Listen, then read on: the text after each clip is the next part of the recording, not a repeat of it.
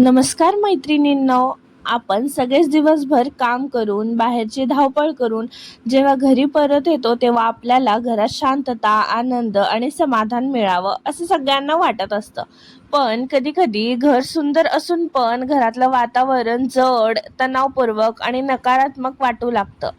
तर तुम्ही कधी विचार केला आहे का की याच्यावर काही उपाय आहे का? घरामध्ये प्रवेश करताच मन प्रसन्न होतं, तर काही ठिकाणी गेल्यावर ना एकदम अस्वस्थ वाटतं. तर यामागे फक्त घराची सजावट किंवा मोठेपणा कारणीभूत नसतो, तर घरातील स्वच्छता, घरातील माणसं, त्यांचं वागणं, वातावरण आणि रोजच्या छोट्या सवयी याचा ना खूप जास्त प्रभाव पडतो घरातल्या एनर्जीवर. तर आजच्या या व्हिडिओमध्ये आपण अशाच काही सोप्या पण प्रभावी सवयी बघणार आहोत, ज्याच्यामुळे घरात ना नकारात्मक ऊर्जा नष्ट होऊन सकारात्मक ऊर्जा निर्माण होईल आणि घरात येणाऱ्या प्रत्येक व्यक्तीला त्याला आनंद आणि शांत वाटेल. तर व्हिडिओ शेवटपर्यंत नक्की बघा. तर पहिल्यानंतर घर नेहमी स्वच्छ आणि नीटनेटके ठेवा. घरात पसारा असेल, वस्तू इकडे तिकडे पडलेले असतील, तर त्याचा परिणाम आपल्या मनावर होतो. स्वच्छ आणि व्यवस्थित घर पाहिल्यावर मनाला एक वेगळाच आराम मिळतो. म्हणून रोज थोडा वेळ काढून घराची स्वच्छता करा. न वापरणाऱ्या वस्तू वेळोवेळी काढून ठेवा आणि जितका कमी पसारा घरामध्ये करता येईल तितका कमी पसारा करा आणि तितकंच अधिक शांत आणि प्रसन्न वाटेल. दुसरी गोष्ट म्हणजे सकाळचा सूर्यप्रकाश घरात येऊ द्या. सकाळी उठल्यानंतर सर्व खिडक्या आणि पडदे उघडा. सूर्यप्रकाशामुळे घरातील अंधार दूर होतो आणि घरामध्ये वातावरण ताजेतवाने वाटू लागते. नैसर्गिक प्रकाशामुळे मन आनंदी राहतं आणि घरात उत्साह पण निर्माण होतो. तिसरा, घरामध्ये हवा खेळती ठेवा. म्हणजे फक्त प्रकाशच नाही तर ताजी हवा पण घरात आली पाहिजे. बंद घरात जडपणा वाटतो, म्हणून दरवाजे काही वेळ उघड्या ठेवा, खिडक्या उघड्या ठेवा. ताजी हवा घरात येऊ द्या आणि ताजी हवा घरात आली की वातावरण एकदम हलकं आणि सकारात्मक वाटतं. चौथी गोष्ट म्हणजे घरात हिरव्या झाडांना स्थान द्या. म्हणजे झाडं ही निसर्गाची सुंदर भेट आहेत. मनी प्लांट, तुळस, अनेक प्लांट भेटतात. आर्टिफिशियल का असे ना, तर छोटे छोटे झाड पण भेटतात आपल्याला. तर तेही घरात ठेवल्याने घराला एकदम ताजेपणा वाटतो आणि हिरवा रंग मनाला एकदम शांतता देतं आणि घर ना अधिक जिवंत असल्यासारखं वाटू लागतं. नंतर प्रार्थना, ध्यान किंवा नामस्मरणाची सवय लावून घ्या. दिवसभरातील काही मिनिटं प्रार्थना किंवा ध्यान करा. देवाचं मनन चिंतन करा. त्यामुळे मनातील एकदम तणाव दूर होतो आणि आपल्याला सकारात्मक विचार वाढतात. सकाळची सुरुवात चांगल्या विचारांनी झाली तर पूर्ण दिवस चांगला जातो.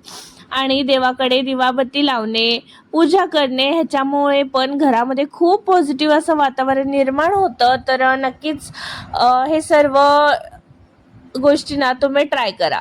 त्याच्यानंतर घरातील बोलण्याची पद्धत बदला. म्हणजे घरामध्ये आपण एकदम ना सकारात्मक बोलायला पाहिजे. घरामध्ये सकारात्मक ऊर्जा टिकवायचं असेल तर सर्वात आधी आपल्याला आपल्या शब्दांकडे लक्ष दिलं पाहिजे. कटू बोलणे, सतत ओरडणे किंवा एकमेकांना कमी लेखणं याच्यामुळे वातावरणामध्ये नकारात्मकता निर्माण होते. तर त्याऐवजी जर आपण प्रेमाने, आदराने आणि समजून घेऊन बोललं ना, तर आपली वाणी पण सुधारते आणि घरामध्ये एकदम पॉझिटिव्ह एनर्जी पण यायला लागतं. त्याच्यानंतर घरात एकदम सुगंधी वातावरण ठेवायला पाहिजे. म्हणजेच सुगंधाचा आपल्या मनावर खूप परिणाम होत असतो. म्हणजे ताजी फुलं, अगरबत्ती किंवा हलकासा जरी सुगंध वापरला तर घर अधिक छान प्रसन्न वाटू लागतं. घरात प्रवेश करताच जर ताजेपणा जाणवला तर आपोआप मन सुंदर, ताजं तवानं, आनंदी होऊन जातं. घरासाठी थोडा वेळ काढा.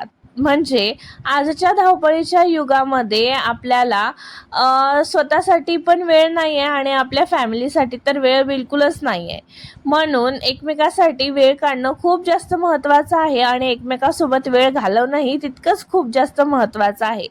मोबाईल बाजूला ठेवून कुटुंबासोबत गप्पा मारल्या, एकत्र जेवण केलं, छोट्या छोट्या गोष्टी आपण एकमेकांना शेअर केल्या तर आपलं प्रेमही वाढतं आणि आपले विचारांचे आदानप्रदान पण होते आणि घरामध्ये ना एकदम हसत खेळत वातावरण निर्माण होतं. तर याच्यामुळे घरातील नातेसंबंध मजबूत होतात आणि प्रेमाचं वातावरण पण घरात निर्माण होतं.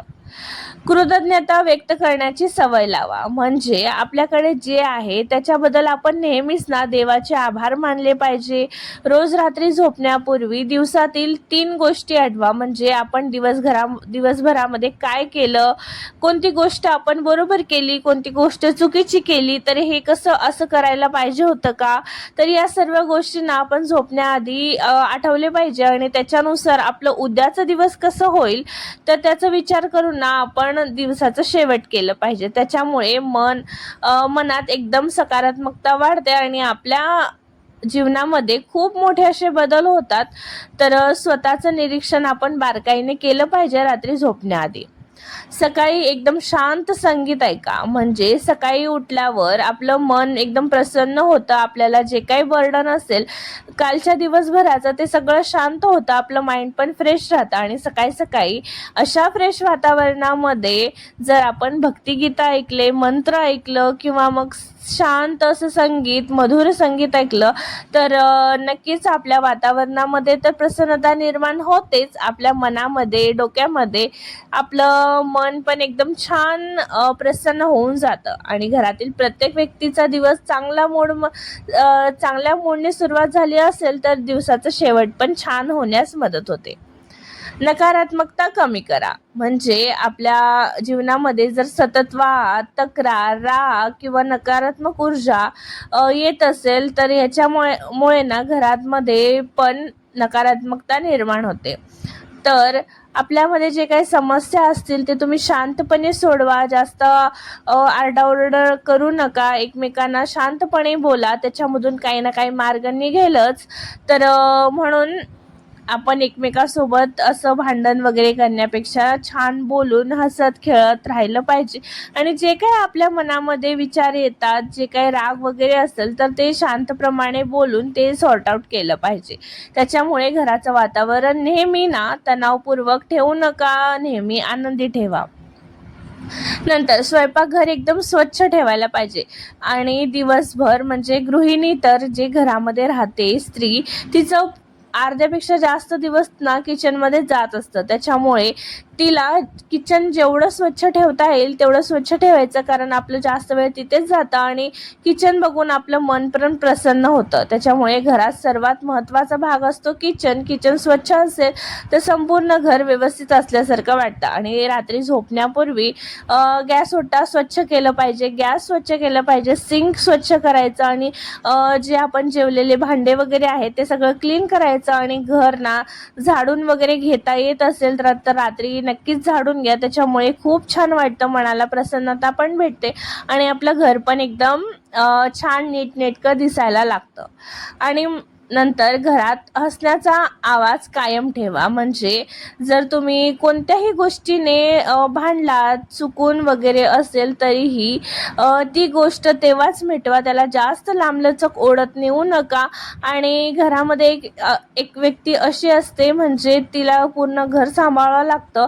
तर तीच व्यक्ती जर शांत झाली तर घराचं घर पण हरवतं. त्याच्यामुळे तुम्ही नेहमी ना हसत राहावा. घरामध्ये हसत खेळत वातावरण निर्माण करा. आणि घरामध्ये लेकरं असेल तर ऑटोमॅटिक घराचं वातावरण ना खूप जास्त आनंदी होऊन जातं.